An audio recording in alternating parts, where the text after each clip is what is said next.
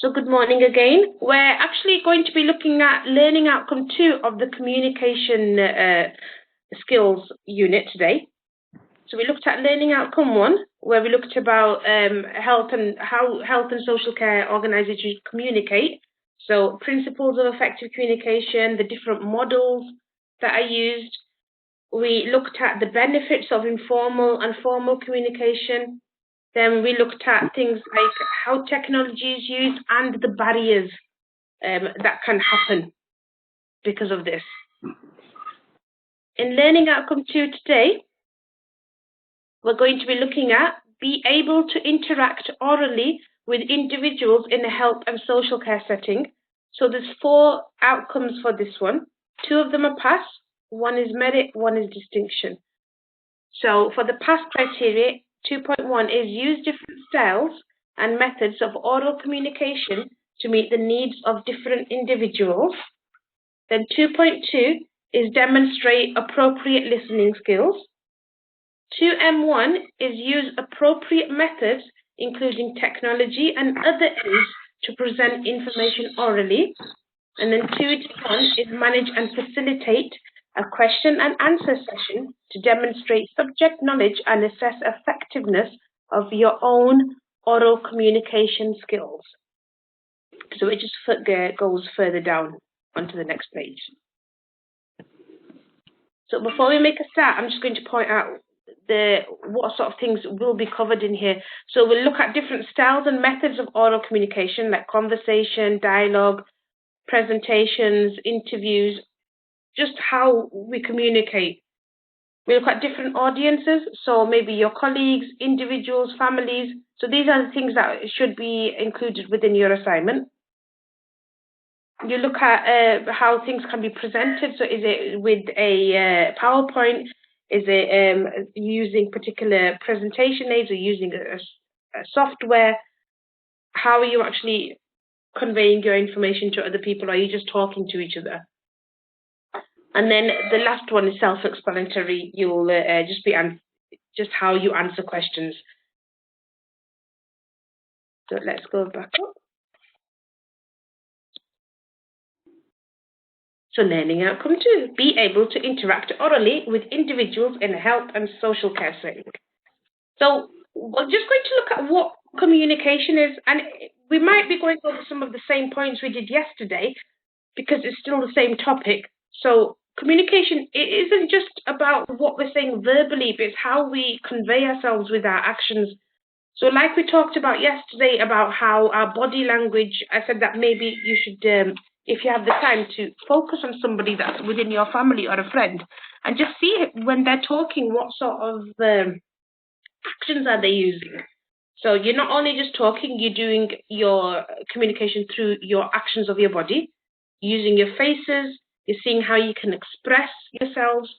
You can tell how you're feeling. So you might be feeling angry, you might have your arms crossed, or you might be feeling upset or nervous. So you might cross your arms across your body. Or you might be feeling really happy, so you're smiling and you're nodding and you've got an open body language. So it's very important that we do communication, not just through speaking, but also, pay attention to how somebody is with their body language. So I've had another viewer just join us. Viewer 6, who's just joined. What's your name?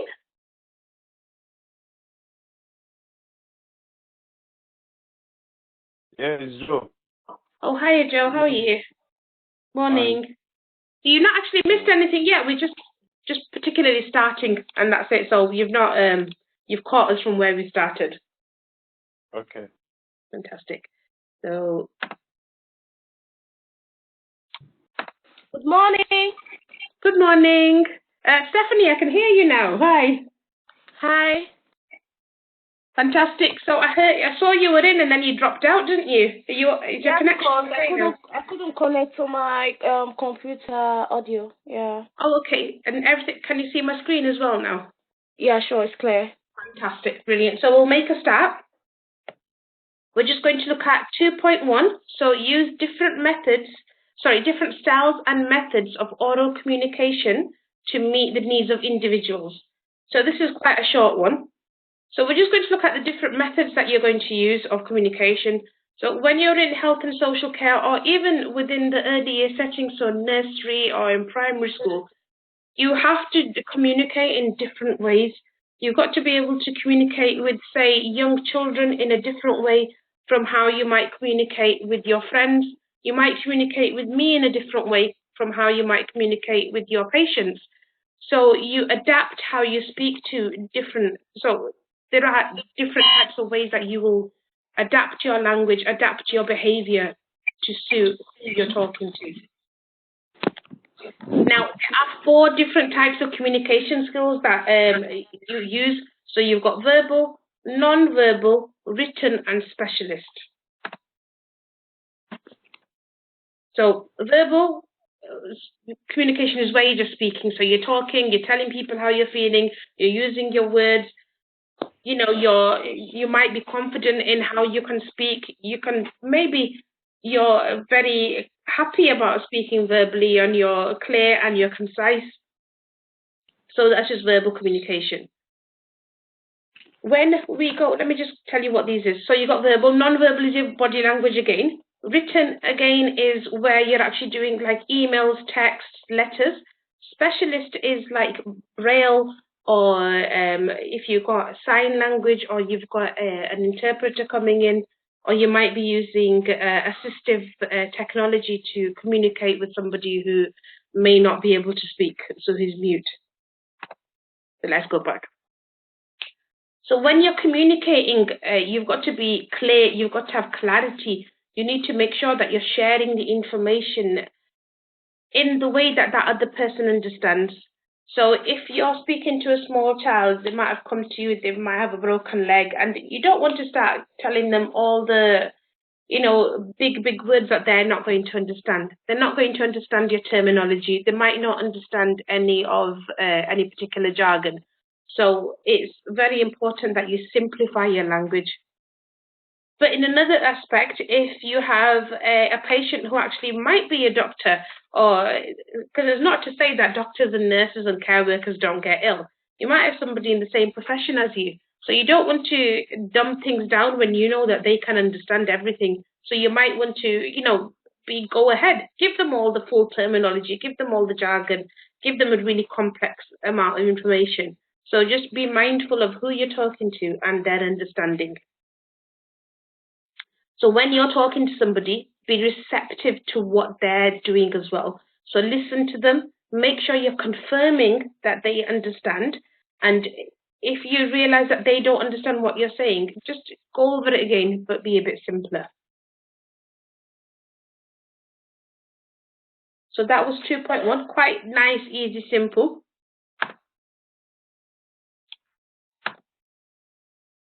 2.2 is demonstrate appropriate listening skills. So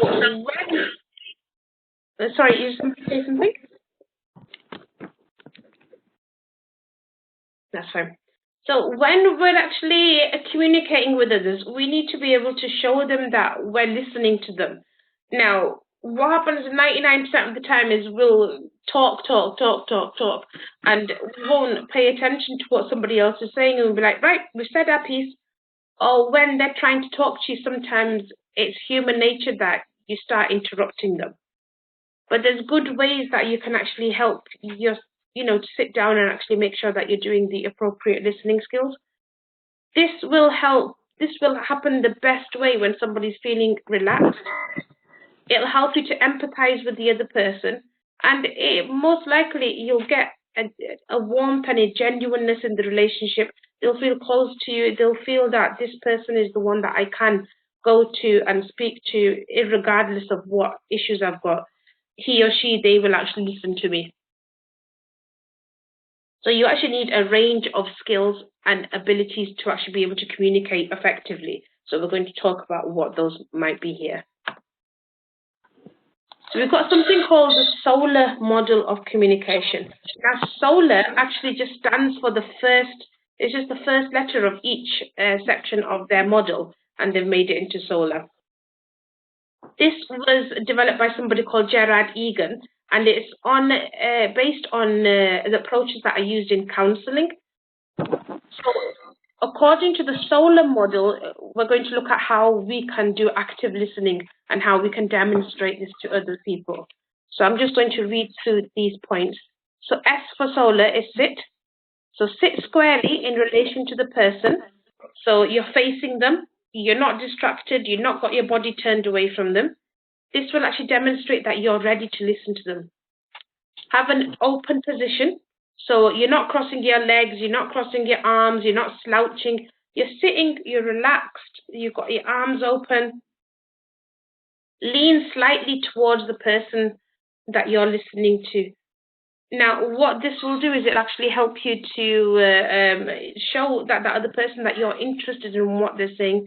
So if you're slouching back on the chair or if you're just in a really relaxed pose, but they're going to think that this person is just sitting here relaxing. They're not interested in what I'm saying. Have eye contact. So make sure you maintain good eye contact. So don't stare them down. Don't be nervous or, like I was saying, I'm not the greatest person at eye contact. I mentioned this yesterday, and it's something that I need to work on. But so you're not going to be, because there's many things that can happen with eye contact. You can show them that if you're staring them down, they feel that intimidated or that you're being aggressive.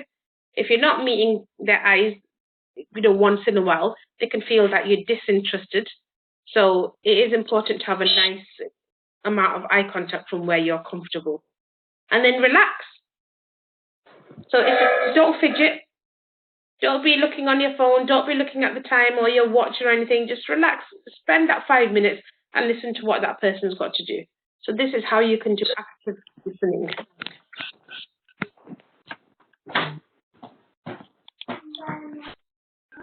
And then another part of active listening is when you're paying close attention to others, you're going to notice what their non-verbal messages are, how they're communicating. You're going to know that you might be giving them information and they might be saying, yes, I understand.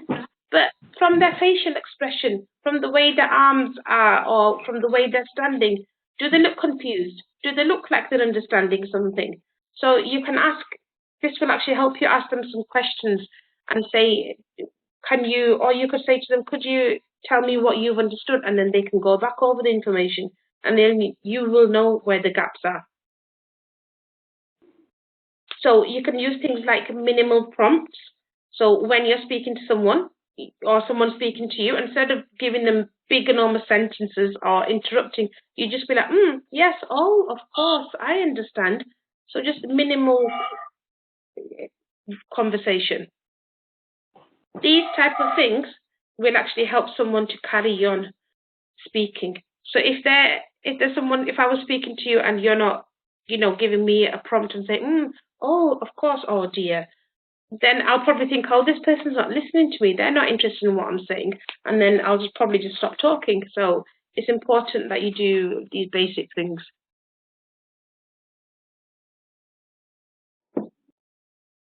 Then listening and attending. So this is a really important part of being within healthcare. So as you know, everybody needs to be listened to. Somebody's always got something that they need to say. If you're not being listened to, you're probably going to lead you to be frustrated or angry or agitated or probably even disinterested and saying, no one's bothered about me. Why should I be bothered about them? So if you can actually listen to someone, if you can spend the time to just pay attention to them, it can be really, really helpful. Now, I might have mentioned this earlier, or maybe in the last lesson, but sometimes people actually think communication is just talking. So what you're doing is, all you're doing is speaking. Communication is you talking to someone. They don't actually consider listening to be part of that communication. So it's, like I said yesterday, it's 50-50. You've got to listen, but you've also got to talk as well. So when you're attending to someone, you're going to be focusing on that other person. You're going to make sure that you're aware of what the person is saying and what they're trying to communicate to you. And the most important thing is you're going to give them your full attention. So I know working within the settings that you do, it can be quite hectic and it can be quite difficult to, give 100% focus on one person at a time. You've got a million other things to do. But so that you're actually giving the patient or the person that you're looking after the right amount of attention that they need, you need to be trying to focusing on them. Forget about the other things. That can be focused on in 5 minutes' time. Sit there, listen to them, or just stand next to them and make sure that you're paying your full attention. Then we've got 3 aspects of listening. We've got linguistic aspects of speech, paralinguistics, and non-verbal aspects. So linguistic is just like language. So it refers to the actual words that you're using, the sentences that you're using.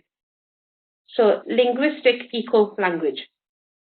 Paralinguistic, it refers to all the types of speech that you're using. So it's not your words, but it's your timing, it's your tone, it's your volume, it's how you're pitching your voice, it's your accent. So this is the actual, so when you're actually speaking to someone and you want to speak to them, you're angry, you're going to raise your tone, you're going to raise your volume. If you're relaxed, your tone is going to be quite low and, based quite level. Timing is, are you interrupting someone or are you waiting for them to finish their sentence? So that's what we mean. Non-verbal, again, we've been through this a few times, your body language. Thumbs up, shrugging, putting your hand on someone's shoulder, your body position, how close you are to someone. So this is what that covers. Then you have the behavioral aspects to listening. So again, you're going to be sitting squarely, so in front of the person. So this is how you're actually behaving when you're speaking to someone. So you know that there's somebody that needs to have a bit more attention, need to go over their care plan. You need to make sure that they're able to look after themselves if they're discharged. You're going to take the time, you're going to sit down, you're going to make sure you're facing that person. You're going to maintain an open position, so don't be slouching, don't cross your arms or your legs. Just sit down and have a nice open body language. Lean slightly towards a person, have reasonable eye contact, and then relax. So this is the solar model that we're going over again. Now at the bottom here, we've just got a little table that shows what these things will help. So when you're doing eye contact, you're giving them attention and you're showing that person you're important. I'm here for you. Minimal prompts like head nodding or okay will mean I'm still listening to you. And open questions like how are you feeling or what do you think? It'll show the person that you're speaking to that you're actually interested in them, you're concerned about what they're feeling. You want to make sure that they've understood everything that's going on. And then the last one for 2.2. We can sometimes have blocks to effective listening. Now, you're human, you're going to be stressed, you might be short-staffed one day, you might have, issues from home, your boiler might not be working, or you might have car insurance issues where it's costing too much and you're worried about how you're going to pay it. So it's normal for people to have lots of things that they've got on their mind. You're going to have your own problems. You're going to have your own stress and your anxiety. You're going to feel like you don't have enough time. Sometimes you might be sitting in a chair, but you might be feeling really squashed or uncomfortable. You might not be feeling relaxed in yourself, and you might be feeling like, I just want to go from here. You might even be really just needing to go to the bathroom and you're trying to find the time to make the time to go. You might not have enough attention because something might have gone on, or you might be upset. Somebody might have said something about you at work, or you might have noticed that you did a particular procedure the day before and you might be in trouble for it, or something might have gone wrong. So you might not be paying as much attention. Sometimes your own judgments and your interpretations can affect you as well. You might go into a room and it might be that a patient might be a little bit smelly, or they might be they might have a certain style of haircut, they might have tattoos or piercings. So sometimes you might end up making your own judgment, which, it's normal. You might interpret people's behavior. So these are all blocks to effective listening. So you're going in with preconceived notions. You're going in, having your own issues and your own stress and anxiety. So this will be blocking you from being effective.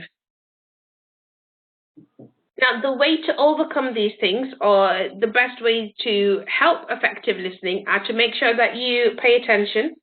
So you might have a problem, but that problem, unfortunately, it might still be there at the end of the day. There's no point in trying to let it affect your work. It's going to give you a really bad day, put it to the side, and just compartmentalize. Sometimes that's the best thing to do. You need to try and get rid of your judgments. I mean, I know that I've been judgmental in my time. I used to have a lady that I worked with many, many, many years ago. We were in my last job together. We were in the job before that together as well. In the very first job that we were both together, I never spoke to her in the 3 years. She used to come in very well dressed, full face of makeup, lovely hair, everything. And I had the preconceived notion that, oh, she's going to be stuck up. She's not going to want to speak to me. Why would she want to talk to me? So we spent a good 3 years. We'd say hello, and that's it. We never formed a friendship. Later on, we both left that job, and we ended up getting hired within the same place elsewhere. And it has turned out that she has turned out to be one of my best friends. So it's originally what I done is I didn't approach her, I didn't speak to her, just because I thought, oh, she's so fashionable, she's so well dressed, she looks like this. That was me being judgmental based on her looks, and it's something that robbed me of a really good friendship to start off with. But when I overcame that, when we started working closely together, we've known each other for 10, 12 years now, and we've been best of friends for 8 of those years. So being judgmental is normal, and it can happen with the tiniest little of things. So pay attention, try not to be judgmental. Pay attention to the behavior of the person. So what sort of body language do they have? Are they listening? Are they just playing on the phone? Are they looking at their watch?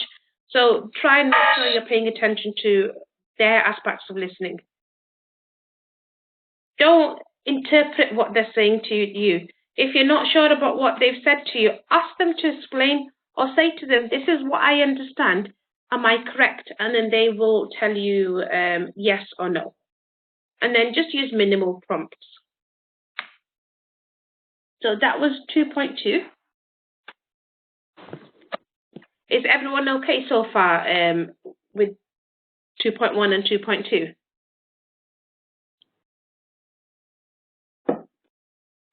Yep. Yeah. Fantastic. So we've only got another 2 slides actually. I told you today was a short one. So 2M1, what we're going to be doing is use appropriate methods, including technology and other aids to present information orally. So communication aids, there are a lot of these things. So now you've got your phone, that's a communication aid. You've got your laptop, you've got your email on there, you've got, right now we're doing Join Me, so this is a communication aid as well. So technology is increasing a lot. I mean, especially within these past year or so of lockdown that we've had within the UK, it's really pushed a lot of people to relying a lot on communication aids. These have always been available for people that might not have be able to communicate as freely as others who might have difficulty speaking, or maybe they've not able to hear you, maybe they've been hearing impaired. So what type of communication aids would you use? So you could, somebody who is hearing impaired, they might just end up sending text messages to families and friends, and that's a way for them to stay in the loop. You can have family WhatsApp groups now. I mean, we've got a level 3 social care WhatsApp group where we can all connect. So I'm able to send a message on there, and every single one of you will receive it. So that saves me a lot of time. I'm not having to send everybody a message singly. So it really helps us time-wise. It's beneficial.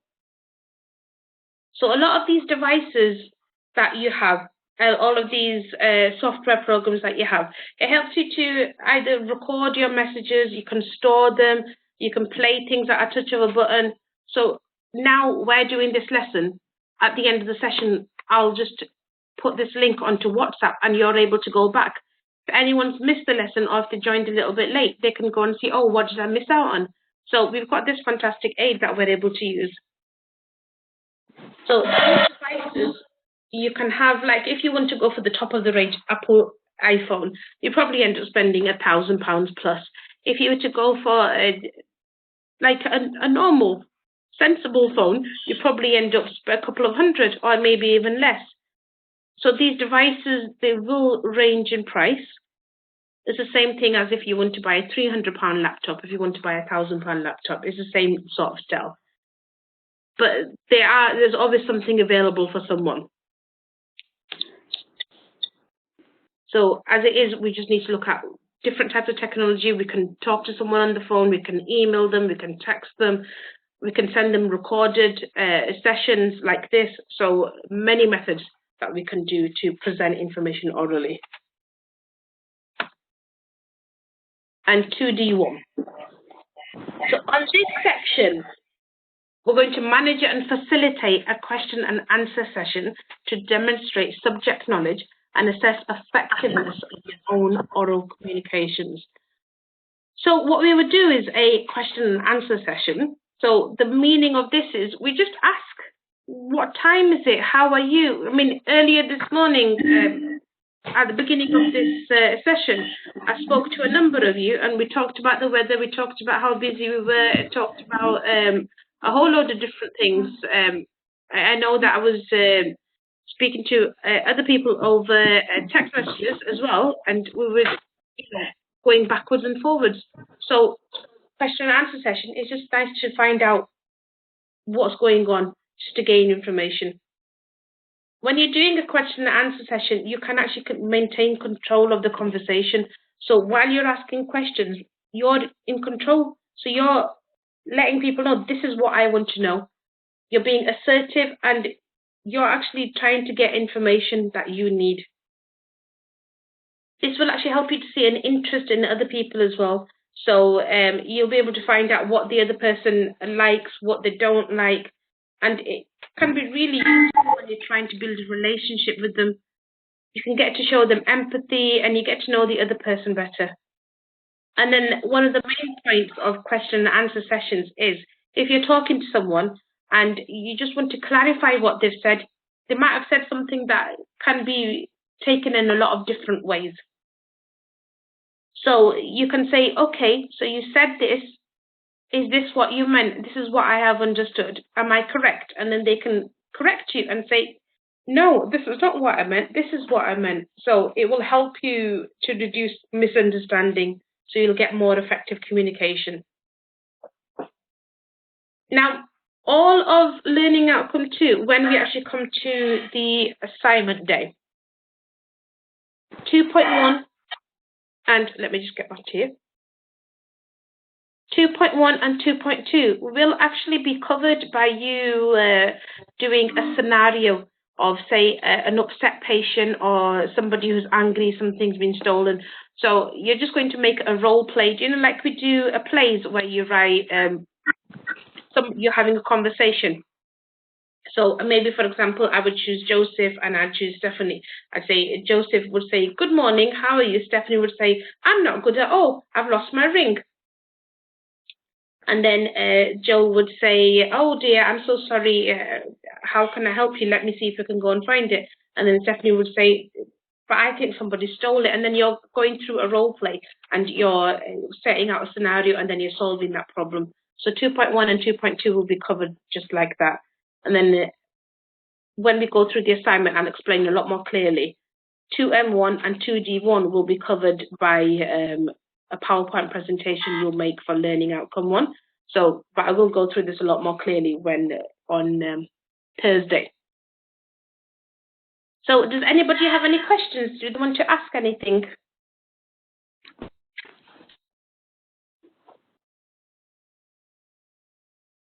Right, I'm going to turn the... Can I ask